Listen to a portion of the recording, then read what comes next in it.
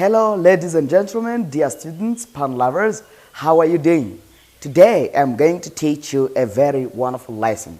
I'm going to teach you some English expressions that are mostly used in English language. I'm going to show you a lot of expressions that you can use when you are speaking English. Do you want to be an advanced English student? Yes, you should be an advanced English student.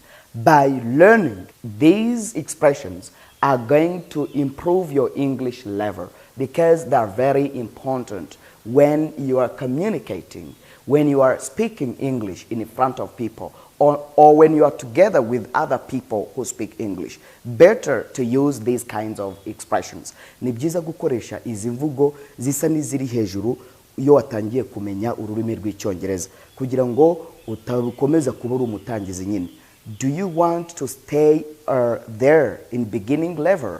Urashaka kuguma muri level y'abatangizi se? No, please, you should grow up. Ugomba gukura mu cyongereza. Try to grow up in English by learning, by grasping these kinds of expressions. Kugira ngo uzamuke neza cyangwa se uje kuri level y'abantu bavuga icyongereza cyiza nuko ubuzi n'ama expressions cyangwa se imvugo zisa n'iziri hejuru. Good. We are going to get started with our today's word. Tugiye gutangira rero n'ijambo ry'umunsi, which is hive. Do you know the meaning of hive? A hive is a structure, whether artificial or natural, where bees are kept. This is a structure, it's like a house, where bees are kept. Iyi ni inzu cyangwa se ni ahantu inzuki ziba cyangwa se zororerwa. It's called a hive. This is a hive. A hive. In Kinyarwanda, a hive is called umutiba. Is it umutiba? Yes, I think so. Umutiba, a hive. A hive wayita inzu y'inzuki. Aho inzuki zororerwa tuhita hive, muri hive. Good. For example, you can say, I have 5 hives in that forest. I have 5 hives in that forest. Muri riya shamba mfitemo imitiba ingahe itanu. Hives. A hive, umutiba umwe, hives, imitiba myinshi. Good. Then you are going to know a lot of things. Ugiye kumenya ibintu byinshi muri iri somo. Do you know these English expressions? Ese izi expressions urazizi mu cyongereza? Izi mvugo zikoreshwa? To think out of the box. This is our first expression. To think out of the box. To think out of the box means to think creatively and innovatively. To think big. To think creatively and innovatively. Or to think big. That is to think out of the box. To think out of the box ni ugutekereza cyane uhanga ibishya. Ni ugutekereza byimbitse ariko ugerageza no guhanga ibishya. For example, if you are thinking out of the box in your business, you are trying to be creative and innovative. Ubu uri kugerageza kuba wa muntu uhanga udushya kugira ngo abandi batagusiga muri business. Good. For example, you can say, ushaka kuvuga uti, if you want to win this competition, ushaka kubwira umuntu uti, if you want to win this competition, you should think out of the box. Niba ushaka gutsinda aya marushanwa, you should think out of the box. Ugomba gutekereza byimbitse, ugahanga ibishya, ukagerageza kuba wa muntu nyine uri kuri top. That is to think out of the box. To think out of what? The box. This is a good saying. Ushobora kubwira umuntu uti, my friend, if you don't want to lag behind in this competition, niba udashaka gukurura umurizo, niba udashaka gutsindwa, you should think out of the box. Ugomba gutekereza byimbitse. Even if people think out of the box when they are doing their businesses, abantu nanone bashobora baratekereza cyane iyo bari gukora businesses zabo. Niki nakora? What is next? Niki kindi nakongera kubyo mfite? That is to think out of the box. Do you understand this first expression, which is to think out of the box? Ujye uyikoresha rero. Yes.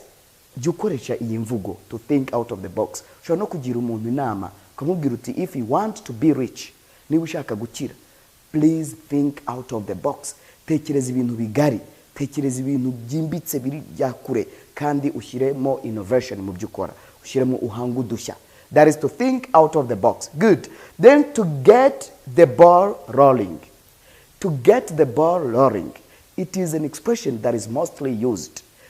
To get the ball rolling means to kick off, to start something, especially a project or a meeting or something else. We are going, if you say we are going to get the ball rolling because the guest has arrived. Uvuze uti tugiye gutangira cya kintu cyacu, yenda ni meeting, maybe it's a conference, okay? For example, you can say we are going to get the ball rolling because our guest of honor has arrived. Tugiye gutangira ya nama kubera ko umushyitsi w'imena, umushyitsi mukuru yahageze. The guest of honor. Honor. No, don't say honor. The guest of honor. Honor. The guest of honor. Good. Then here, to get the ball rolling means to start something like a project, a meeting, or a wedding, or a conference. To get the ball rolling. If you get the ball rolling, you kick off something. That is to kick off. To kick off ni kimwe na to get the ball rolling. To get the ball rolling. To get the ball rolling. Nice. Please finish up your meals. Nimurangize amafunguro yanyu, nimurye murangize. Ibyo biryo nimurangize kurya. It's time to get the ball rolling. It's time to get the ball rolling. It's time to get the ball rolling. Igihe kirageze ngo dutangire. Wenda bari mu nama. MC akaza akababwira ati, please try to finish up your meals. It's time to get the ball rolling. Cyangwa wenda bagiye gutangira inama. Bagiye kuyitangira ariko babanje gufata amafunguro. Please finish up your meals. It's time to get the ball rolling. To get the ball rolling means to kick off, to start a project, a meeting, or something else. That is to get the ball rolling. Do you understand that? Fantastic. Then we are going to see the third expression that is mostly used. Indi expression ikoreshwa cyane cyangwa imvugo ikoreshwa mu Cyongereza is to agree to disagree. Agree to disagree.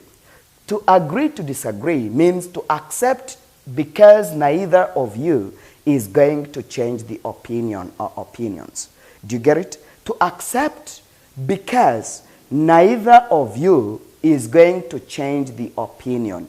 Nukwemera ariko utemeye kuko mu mpande zombi wowe nuriya nta numwe ugiye kwemera ngo atsindwe. Icyo gihe uzavuga uti, oh, let me agree to disagree. Reka nemera ariko ntemeye. If you agree to disagree, biba bivuze ngo uba wemeye ikintu ariko mu by'ukuri utanacyemeye. Uba ushaka gutanga amahoro cyangwa se kugira ngo utazaho unazana amahane cyangwa intonganya. That is to agree to disagree. For example, I can say, ushobora kubwira umuntu uti, you don't agree with me and I don't agree with you. Ntabwo uri kwemeranwa nanjye, nanjye sinemeranwa nawe. So, let us agree to disagree. Or, let me agree to disagree. Cyangwa, but let me agree to disagree. Ariko reka nemere ntemeye. You don't agree with what I'm saying. And I don't agree with what you are saying.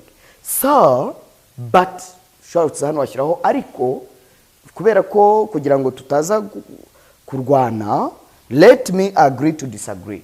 Reka nemere ariko ntemeye nanone. Agree to disagree. Good. Another expression which is mostly used is this one. Win-win. Win-win. Okay?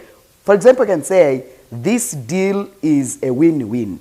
Iyi deal turimo ni win-win. Kintu cyabaye win-win, both sides have the same benefits.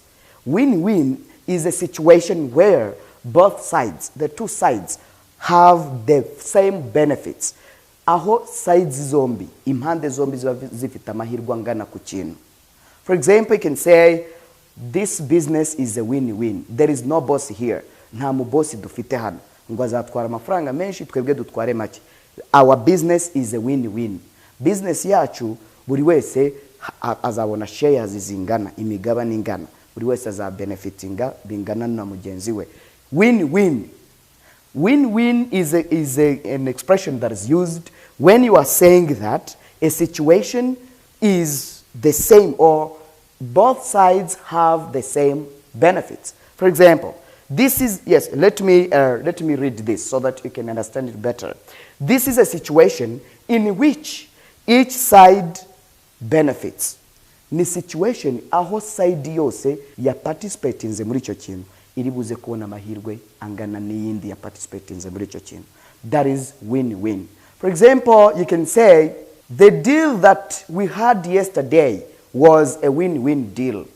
Deal twari dufite ejo yari win-win kuko buri wese twabonye miliyoni ebyiri, buri wese abona miliyoni undi miliyoni, twari babiri. Then the deal was a win-win, which means that no one got a lot of money more than another person, which means that twese twabonye amafaranga angana. The deal was a win-win. Do you understand it? Very fantastic. So we have a special modern language center.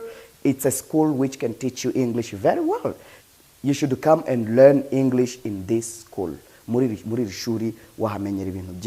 have a lot of programs. You can get a lot of skills in English and other languages. No muzindi ndimi zitandukanye. I am teacher Jasper. We are together for the next lessons. Bye bye.